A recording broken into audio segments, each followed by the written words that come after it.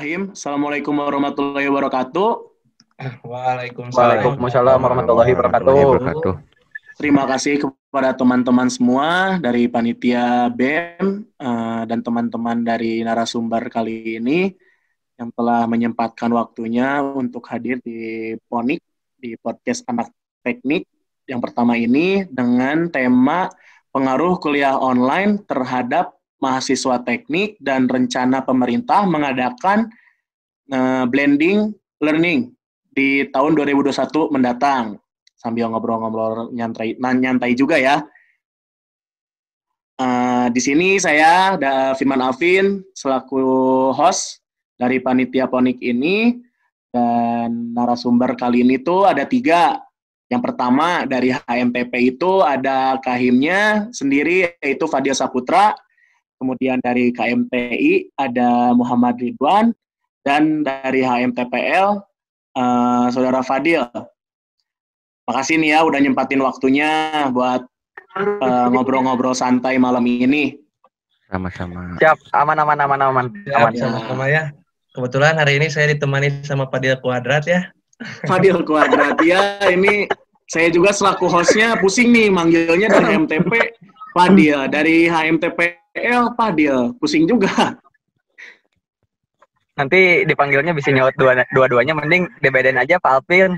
Oh, gimana nih Bapak Fadil? Apa nih pembedanya? Tahu ini kan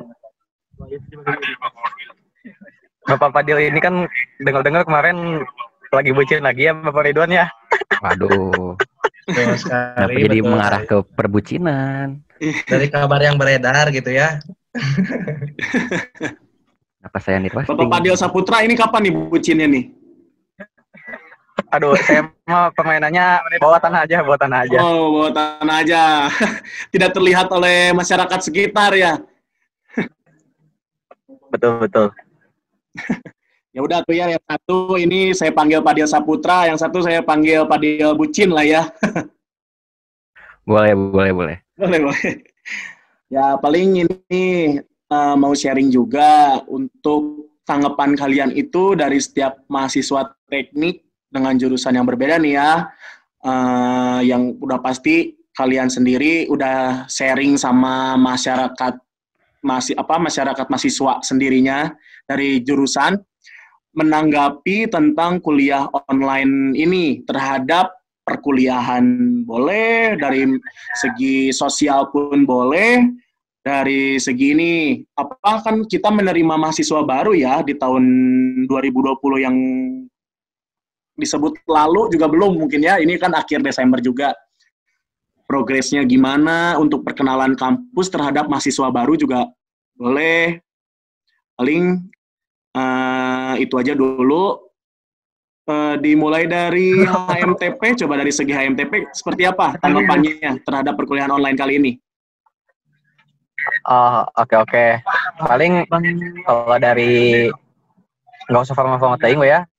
Kalau dari orang sih gini, paling kalau misalkan dia kayak kuliah online tuh kayak sebenarnya banyak ada positifnya ada negatifnya juga sih, cuman kayak negatifnya tuh kayak anak teknik tuh kan khasnya tuh suka nongkrong gitu sampai di Unisbate ada yang namanya ada yang namanya kantin teknik.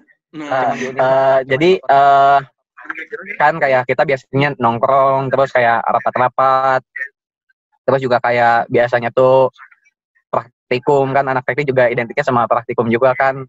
Nah, betul. Kalau kita lagi kuliah online kayak gini sih kaget sih, kayak pertama apaan nih, tiba-tiba dari offline kan ke online gitu kan, kayak pertama tuh pasti kayak kaget gitu kan, kayak ngadapin kuliah, terus kayak biasanya di kampus mah jarang ngerjain tugas gitu ya, terus kayak ini sekarang tiap pertemuan tuh harus ngerjain tugas forum kuis. Wah, itu pasti liar gitu, kayak buat yang mahasiswa maba gitu ya, mahasiswa baheula lagi liar gitu, apalagi buat kayak mahasiswa baru kayak gitu sih. Terus kayak Betul. positifnya sih kayak positifnya enaknya waktu ujian doang sih, kayak wah itu masalah nyontek mah itu udah pasti hatam lah itu mah. Itu udah hatam sekali ya. Jadi tanpa pengawasan yang seperti dilakukan saat di kuliah offline jadi dihalalkan ya. Betul. Jadi kayak apa ya, kayak enaknya tuh bisa saling bantu lah, kayak kalau ujian bisa saling bantu, terus juga kayak belajarnya juga lebih gampang gitu kan, jadi kayak dipermudah lah. Jadi kayak kuliah online tuh kayak ajang kita buat ngedongkrak nilai gitu ya, cuman negatifnya itu doang sih, kayak silaturahminya jadi kurang banget gitu sih paling Vin kalau dari orang mah. Segi sosialnya paling ya agak jadi kurang, jadi istilahnya kan anak teknik itu terkenalnya dengan apa ya, kompaknya itu kan, karena kita selalu kompak dari setiap jurusan teknik, selalu terlihat oleh jurusan lain dari fakultas lain, teknik itu yang paling kompak gitu. Jadi sekarang tidak terlihat mungkin ya dari segitunya. Pandangan dari KMTI seperti apa untuk kuliah online di tahun 2020 ini? Ya, oke ya. Mungkin di sini saya nggak bisa mewakili seluruhnya mungkin ya, tapi berdasarkan apa yang saya dengar dan apa yang saya rasakan dari beberapa teman-teman di lingkungan saya juga, khususnya sih untuk kuliah online ini sebetulnya kita tahulah, kita juga merasakan berat ya, semua juga di sini merasakan menjalani kegiatan kuliah online ini berat gitu, karena ini adalah suatu hal yang baru gitu yang harus kita lakukan. Gak ada orang yang maksudnya di sebelum-sebelumnya itu tidak seperti inilah gitu kegiatan kuliahnya. Tapi kan sekarang karena situasinya juga begini, kita dipaksakan gitu untuk melakukan kegiatan kuliah secara online ini. Dan saya rasa sih sebenarnya kalau dari pihak universitas juga sebetulnya sudah mengusahakan ya sistematika kuliah online yang seperti apa sih yang harus diterapkan gitu ya, agar menggantikan kualitas dari kuliah offline sebelumnya gitu. Cuman kan tetap gitu di sini kan yang namanya masa transisi, saya rasa sih apa yang sudah disiapkan sama universitas masih belum bisa menjawab gitu, karena begitu banyak lah gitu batasan-batasan yang emang betul-betul membatasi gerak dari mahasiswa itu sendiri dalam mengikuti perkuliahan gitu. Ya, istilahnya salah satu hambatan paling berpengaruh lah sinyal kan ya, sinyal device dan lain sebagainya kayak gitu kan. Itu juga teman-teman saya termasuk saya pun sering mengeluhkan hal tersebut gitu. Karena ya hal seperti itu memang benar-benar ngeganggu gitu. Belum lagi kan kita di sini istilahnya kalau misalkan nerima materi terus kan, ya kita bukannya nggak bisa, mungkin karena belum terbiasa gitu ya. Iya. Belum terbiasa dengan seperti ini, jadi ya kita juga kalang kabut sendiri gitu. Jadinya apa yang coba dosen sampaikan, ya diterimanya juga kita di sini kurang bisa menerima materinya dengan baik gitu. Itu sih yang saya rasakan emang benar-benar berat lah untuk menjalani hal ini, terusnya juga apalagi buat teman-teman yang kebetulan berada di daerah-daerah yang terpencil kan, kita nggak tahu gitu kalau misalkan mereka tuh mempunyai kualitas sinyal yang sama dengan teman-teman yang ada di kota gitu kan ya, itulah salah satu hambatannya kayak gitu. Nah paling itu sih kalau dari saya sebetulnya cukup berat lah ya untuk menghadapi perkuliahan online ini gitu.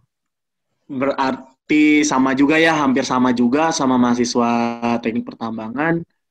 Agak istilahnya kebelengar sorangan gitu kan. Ya, di awal kita langsung dituntut langsung online secara seluruhnya.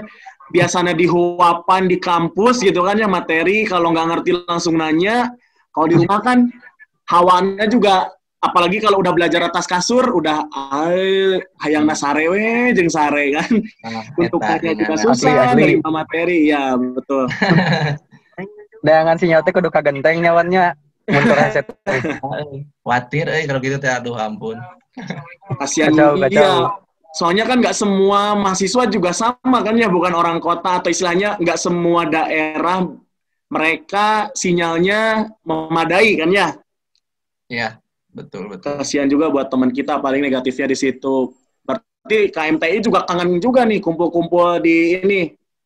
Di tempat di ruangan himpunan, di Kantek apalagi kan kita anak teknik selalu menuhin menuhin Kantek gitu kan. Iya. Ya jelas lah kalau misalkan ditanya kangen jelas gitu karena kita udah hampir berapa lama ya? Hampir setahun ya kita kayak gini gitu.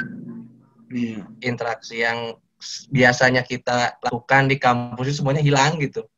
Kita kehilangan interaksi gitu, kehilangan interaksi sesama teman, sama adik tingkat. Khususnya mungkin ya tadi sempat disinggung juga kan di awal terkait mahasiswa baru angkatan 2020 gitu. Itu menjadi tantangan tersendirilah gitu. Bagaimana kita caranya merangkul mereka yang notabene baru gitu, baru mengenal kampus, yang lewat Zoom mengenalnya tuh tidak mengenal secara langsung gitu. Itu menjadi PR tersendiri sih buat teman-teman dari himpunan ataupun dari masyarakat yang lain juga gitu, kayak gitu sih. Betul. Ya, kalau dari planologi sendiri mungkin yang kurang rasain mah paling kita sangat terhambat saat pelaksanaan survei gitu, karena kalau planologi kan sangat identik dengan survei gitu, mata kuliah apapun survei, sekaligus kita tuh jalan-jalan lah gitu. Ya paling yang sangat terhambat ya itu kita udah nggak bisa survei lagi, udah nggak merasakan langsung bagaimana keadaan lapangan, kita hanya cuman mengawang-awang hanya berdasarkan keadaan ya, paling survei lihat dari Google Maps, Google Street gitu. Jadi emang feel mengerjakan tugasnya juga berkurang lah gitu. Dan juga mungkin kalau yang lain-lainnya sepakat lah gitu dengan apa yang disampaikan dengan Ridwan sama Fadil yang tadi juga, hasrat kita berkuliah itu juga makin berkurang gitu, apalagi kalau kelas pagi 6:30 gitu, ya udah kita tinggal bangun, join Zoom, off cam, sare udah ibadah nyamun ke sare gitu. Jadi sebuah kultur pembelajaran yang baru gitu, bahwa sekarang di zaman yang via Zoom semua ini kayak udah gitu kuliah mah tinggal join doang, ngadengikeun sugan, ngarti gente pas UAS lieur. Tapi yang menariknya kalau pas UAS itu kemarin, pas UTS kemarin, kan kita udah mulai dilakukan kayak ujiannya itu lihat dari via Zoom juga gitu, biar menghindari kecurangan. Tapi tetap aja gitu, walaupun mereka punya 1001 cara untuk mengamankan UTS, kita juga punya 1002 cara untuk bisa mengamankan UTS. Setuju. Offline aja kalau ujian di kampus masih tetap aya we carananya. Ngalipat kertas lah, diselipkeun di baju lah, di tempat pensil kan. Benang ge teu kapok, komo deui online ya. Makin lebih gampang. Saya teh mencoba menipu orang yang suka nipu atau mah? Menipu orang yang lebih berpengalaman jatuhnya. Ya masa buaya mau dikadalin. Gimana? Buaya apa? Masa buaya mau dikadalin karena gitu. Ay, beda buaya namanya.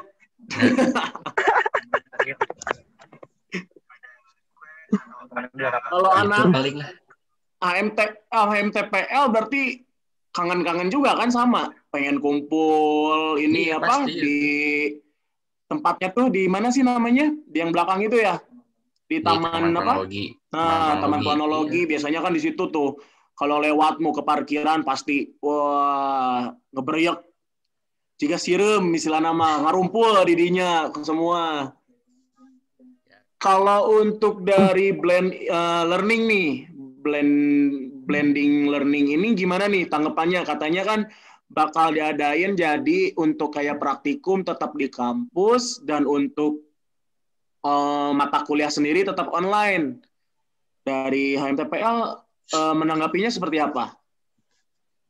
Kalau menanggapi blended learning itu ya namanya juga kita harus transisi lagi gitu. Memang tidak akan langsung menjadi normal, pelan-pelan beradaptasi lagi dengan kebiasaan yang lama ya pasti harus pelan-pelan juga gitu. Apalagi kan vaksinnya itu kan juga harus bisa menempuh 70% populasi baru kita bisa hidup normal lagi seperti awal. Ya wajar gitu. Kita mencicil dulu lah. Gitu. Tapi yang utama ya pasti kita juga harus mengutamakan si mahasiswa baru dulu nih, biar mereka ngerasain juga kayak kuliah offline gimana, praktikum secara offline gimana gitu. Buat kita yang angkatan-angkatan kolot mah ya udahlah gitu. Suara gitu-gitu wae. Gitu-gitu wae istilah nama ya. Ya udah bosen lah gitu, udah warek lah siapa yang muda-muda wae nama. Omongan asa geus kolot pisannya dealnya. Kalau dari HMTP sendiri gimana menanggapi blending learning ini? Paling kayak kalau dari HMTP sih menanggapi kalau harus blended learning sih kayak merupakan apa ya, kayak terobosan yang baru lah. Itu kayak menurut orang tuh kayak win-win solution juga, soalnya yang pertama tadi juga kan udah dijelasin sama si Padil. Jadi ya emang kita tuh lama-lama sebenarnya kalau di rumah terus jenuh kayak pasti pengen sosialisasi, terus juga pasti anak-anak yang 2020 gitu ya, kayak yang maba tuh pasti belum tahu lah Unisba teh ciga kumaha euy. Pasti kayak gitulah, kayak pasti penasaran gitu kayak kuliah di Unisba tuh kayak gimana. Jadi pasti inilah kayak apalagi kalau praktikum kayak kalau ngelihat laporan dilempar tuh kayak gimana. Nah, itu kan kayak kayak anak-anak maba tuh belum ngerasain kayak pengalaman kayak gitu ya. Sedangkan ya kalau yang kolot-kolot mah geus bosen lah gitu mah, udah kebal gitu. Jadi itu tuh kayak merupakan terobosan yang menurut orang tuh ya win-win solution juga sih. Jadi kayak dari mabanya juga bisa kenal kondisi dari kampusnya kayak gimana gitu ya. Terus kayak dari kitanya juga bisa semakin dekat gitu. Bisa semakin dekat sama adik tingkat gitu. Jadi bisa bisa makin akrab lah, bisa makin akrab sama adik-adik kita gitu kan. Pandangan dari KMTI nih, gimana pandangan dari KMTI? Ya, kalau dari saya sih blending learning ya, blended learning gitu kan. Jadi istilahnya dicampur kan antara perkuliahan offline dan online gitu. Nah, sebetulnya kalau dari sudut pandang saya sendiri sih setuju lah ya sama apa yang sudah dikemukakan oleh Fadil Quadrat ya, kedua-duanya gitu. Ya mungkin karena memang ini bisa menjadi suatu jawaban lah ya ketika mentoknya perkuliahan online dengan berbagai macam keluhan yang keluar gitu ya dari para mahasiswa, khususnya mahasiswa teknik gitu ya. Ini menjadi solusi yang win-win solution tadi gitu, seperti yang Kang Fadil HMTP bilang gitu. Dan juga kan sebetulnya yang namanya mahasiswa teknik lah khususnya gitu ya, ada kan yang namanya praktikum, dan dalam praktikum itu memang kita perlu sebuah pemahaman gitu, pemahaman yang lebih lah. Kita susah gitu mengejar pemahaman dengan sistem kuliah online seperti ini gitu. Jadi memang harus terjun langsung ke lapang lah gitu istilahnya untuk mengejar si pemahaman tersebut gitu. Sebenarnya kalau misalkan dari mata kuliah yang lain itu mungkin bisa digali gitu ya, asalkan dari kitanya mau, asalkan dari pribadi kitanya emang kayak kadaek lah gitu ya. Tapi kalau misalkan beda lagi dengan praktikum gitu, praktikum kan kita mencoba untuk mempraktekkan sesuatu gitu, dan itu kan kita di situ untuk mengejar pemahaman gitu. Dan menurut saya dengan sistem blending learning ini semoga bisa menjadi suatu jawaban gitu untuk menangkis beberapa keluhan yang keluar di kegiatan kuliah online ini gitu. Mungkin dari setiap narasumber juga emang tidak menyangkal atau menyetujui dengan rencana yang akan diadakan oleh pemerintah sendiri kan. Paling ya kalau menurut saya juga emang betul banget itu tadi dari narasumber juga. Paling itu doang dari tingkat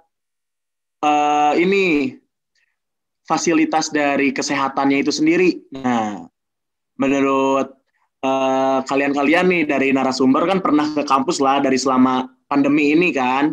Tanggapan kalian dari segi protokoler kesehatannya itu yang diterapkan oleh Unisba gimana? Cukup tidak untuk mengadakan nanti kuliah offline kalau benar ada nih ya blended learning ini? Dari Fadil gimana? Fadil Bucin nih, Fadil Bucin. Kalau dari sisi fasilitas di kampus, ya mungkin berarti harus kalau nanti sudah mau melaksanakan blended learning, diperbanyak lah gitu, buat fasilitas hand sanitizer-nya gitu di setiap kelas. Jadi sebelum masuk dan setelah masuk, sebelum masuk sama setelah keluar kelas, jadi mereka juga bisa pakai gitu. Terus mungkin dari sisi apa lagi ya, di kamar mandi gitu diperbanyak lagi sabun cuci tangan, kan biasanya suka masih kosong tuh.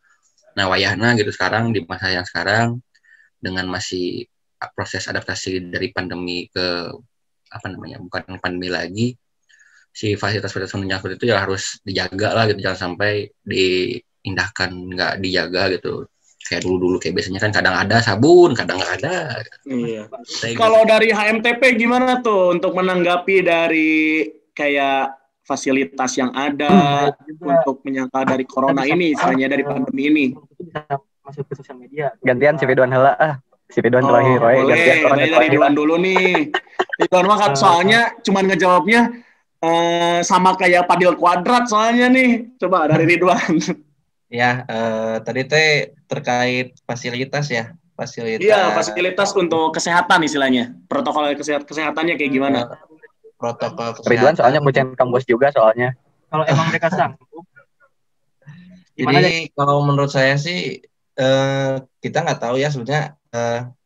Yang penting sih kalau protokol kesehatan ini ya betul, maksudnya harus selalu digaungkan gitu, apalagi terkait 3M lah ya, masker, mencuci tangan, menjaga jarak. Nah ya itu sih, jadi karena salah satunya kan tadi masker, kemudian jaga jarak itu sendiri, dan juga mencuci tangan gitu. Mencuci tangan. Artinya kita perlu mengedukasi lah sebetulnya gitu terkait protokol kesehatan ini kepada mahasiswa nanti gitu yang akan melaksanakan perkuliahan offline tatap muka lagi gitu.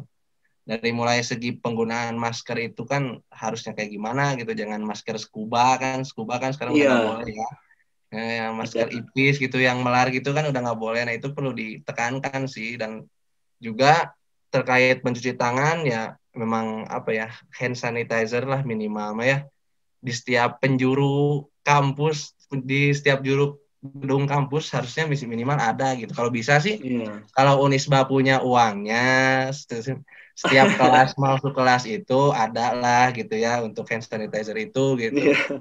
Jadi orang mau masuk kelas tuh minimal cuci tangan dulu gitu. Nah itu mungkin ya itu sih. Terus di samping itu juga sebenarnya kalau saya lihat realitas sekarang ya, memang kan sekarang belum dibuka ya kampus offline untuk belum boleh lah kegiatan perkuliahan tatap muka langsung gitu ya di kampus. Cuman kalau saya lihat faktanya sih kayak misalkan kita mau masuk ke area kampus nih, oke lah kita dicek suhu gitu. Tapi kan ternyata cek suhu itu hanya untuk sekedar formalitas dicek udah aja gitu kan, tanpa ada penekanan untuk cuci tangannya atau hand sanitizer-nya dipakai ataupun ya jenis masker yang kita gunakan gitu. Nah itu mungkin sebetulnya sangat disayangkan ya gitu. Udah tahu kan Bandung aja sekarang zona merah wae gitu kan ya. Nah protokol kesehatan yang diterapkan di Unisbanya pun ya gitu masih hanya sekedar ada gitu, belum memang dalam tahap penekanan gitu. Konteksnya formalitas aja ya. Ya gitu. itu yang disayangkan sih kalau menurut saya gitu. Disayangkan ya. Dari setiap saya ke kampus nih, kayak saya masuk ke kampus Taman Sari, oke lah gitu. Cuma ditembakin aja pakai alat itu kan, kita cek suhu udah. Begitu pula kalau masuk ke rektorat kayak gitu aja gitu. Maksudnya buat apa gitu? Cek suhu di rumah we gitu, pakai termometer biasa aja lah. Jadi nggak ngaruh gitu, maksudnya tidak memperkecil kemungkinan bahwa penyebaran COVID di situ tuh bisa ditekan gitu. Betul banget. Soalnya yang saya lihat nih ya dari pengalaman saya juga, kalau ke kampus masih ada yang melakukan kegiatan di kampus, mungkin lab ya, dan itu masih kayak kurang untuk menjaga jarak. Malahan masker itu kadang tadi benar untuk penekanan penggunaan masker hanya di gerbang aja. Setelah lewat gerbang udah depan tangbat di Tanggal Batu malahan pada dibuka masukin ke tas, ngobrol nyantuy, ya kan, nggak menjaga jarak, waduh, sangat disayangkan sekali kan. Iya, betul. Untuk penggunaan masker juga tadi katanya scuba, emang bener, scuba kan ada aturannya sendiri, tidak diperbolehkan untuk digunakan, kayak di tempat-tempat umum, kayak di bandara atau kereta api, di stasiun, itu scuba udah dilarang, karena tidak memenuhi standar kesehatan yang ada untuk standar masker itu sendiri ya. Untuk di Unisba masih kurang juga. Kalau untuk dari segi pandang HMTP nih, Pak Dio Saputra gimana? Untuk segi fasilitas kesehatannya? Paling kayak gini sih, kalau dari orang tuh, kalau orang juga kan cukup lumayan sering juga main ke kampus gitu kan, soalnya kangen benteng, udah lama nggak nongkrong di benteng. Jadi kalau yang orang lihat sih, kayak mulai dari pengadaan wastafel buat cuci tangan gitu, itu kayak hand sanitizer itu sebenarnya udah cukup baik gitu ya. Cuman benar tuh yang tadi yang disampaikan sama Ridwan, jadi kayak kurang ada penegasan aja gitu, kayak itu tuh cuman jatuhnya tuh cuma jadi properti doang gitu, properti, tapi kayak sayangnya tuh mungkin nggak ada orang atau dari dosen atau dari satpam atau dari mana yang ngingetin gitu kan, kayak kalau kita gitu kan mahasiswa kan ya pasti suka aja ada yang baong lah, sekali ada yang baong gitu kan, kayak tadi kata Alvin, beres cek suhu, terus beres ngisi absen di scan, langsung buka masker, terus juga santai gitu, kayak gitu. Kadang-kadang ngisi absen juga itu pura-pura doang gitu kan, pura-pura nge-scan QR code-nya. Ngomong ke satpamnya pura-pura nge-scan, Pak, ini Pak, gas absen Pak, sok, santai. Gitu sih, maksudnya kayak kurang ketat aja sih kalau misalkan menurut orang, kayak mulai dari pengawasannya gitu kan. Kalau nggak salah juga kan ada himbauan juga gitu ya, dari Pak Wadek gitu. Kalau kayak kita tuh sebenarnya masih belum bisa berkegiatan di kampus kan sampai bulan Januari atau bulan apa gitu. Nah, cuman kan ada pengecualian kalau ada suratnya. Nah, cuman kalau alangkah lebih baiknya sih ketika misalkan kita udah punya surat gitu kan, ya emang benar-benar dicek gitu kan, kayak misalkan beres beres ditembak suhu, benar gak ngisi absennya, terus kayak langsung diarahin gitu, kayak sok ya cepat cuci tangan dulu, ditungguin kayak gitu. Jadi kayak tipe-tipe orang Indonesia kan udah dipaksa gitu ya, harus dipaksa gitu. Jadinya kalau misalnya nggak dipaksa mah biasanya ya nggak nurut gitu, kayak gitu. Jadi mungkin kurang di ininya aja sih, kurang di pengawasannya aja sih. Kalau menurut orang, kalau fasilitas sih udah cukup baik sih kalau kata orang. Soalnya kan alhamdulillah UKT di Unisba juga kan gede gitu ya, jadi fasilitas mah pasti kebeli lah kayak gitu. Sarkas. Suka nih sama emang bener UKT-nya gede. Paling ini nih ya, di akhir penghujung acara ini, di podcast ini, paling untuk tanggapan kalian di 2020 ini, apa sih yang udah kalian dapat gitu selama kuliah online, dan paling wish-nya juga untuk 2021 yang akan mendatang. Gimana? Dari KMTI sendiri. Apa tadi apa yang sudah saya dapatkan ya di 2020 gitu. Selama kuliah online ini, apa yang Anda rasakan dan apa Anda yang dapatkan yang benar-benar sangat terkesan gitu selama kuliah online ini? Apa sih yang benar-benar sangat berkesan buat anak-anak KMTI sendiri, dan wish-nya untuk tahun 2021 yang akan datang gimana? Ya, kalau dari saya pribadi ya, karena kan kalau apa yang saya rasakan ini berasal dari diri saya mungkin. Jadi kalau dari saya sendiri sih, saya mendapatkan pelajaran bahwa emang yang namanya adaptasi itu perlu gitu. Meskipun emang kita nggak bisa dalam satu momen kita langsung bisa beradaptasi gitu. Bukannya nggak bisa, tapi beberapa mungkin bisa gitu. Tapi kan setiap orang di sini mempunyai prosesnya masing-masing gitu. Nah, itulah proses itu yang saya dapatin gitu. Proses untuk menyesuaikan diri itu benar-benar bermanfaat lah gitu buat diri saya pribadi lah. Istilahnya buat pembentukan karakter diri saya sendiri gitu. Jadi apa yang saya dapatkan ya itu gitu, proses dalam menyesuaikan dirinya itu gitu.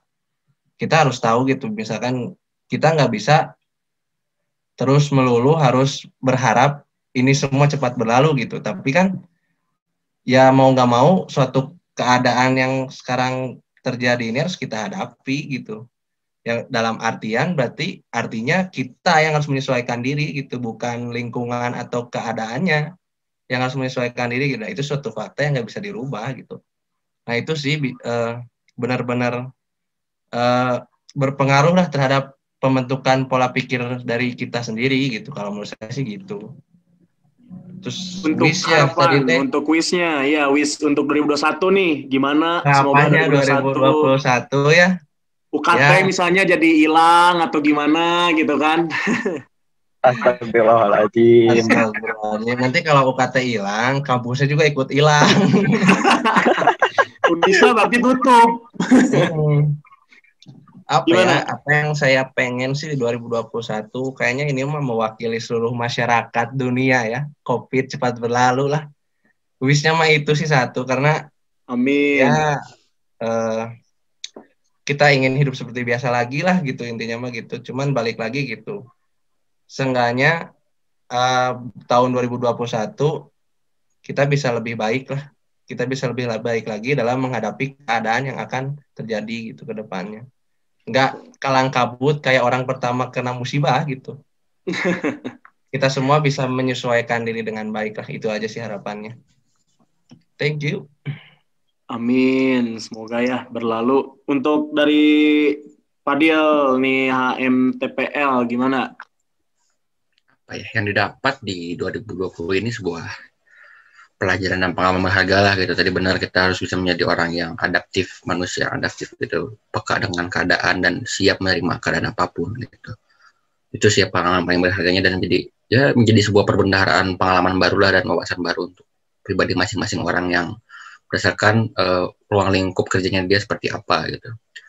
Dan terus wish-nya ya semoga di 2021 ini nanti penantian kita akan sebuah kehidupan normal akan menjadi sebuah penantian berharga gitu, dan ketika nanti penantian berharga tersebut telah datang kita harus bisa lebih mensyukuri dan bahwa kita sudah merasakan sebuah keadaan yang sulit dan mensyukuri keadaan yang lebih baik lah gitu kan nantinya. Harapannya seperti itu.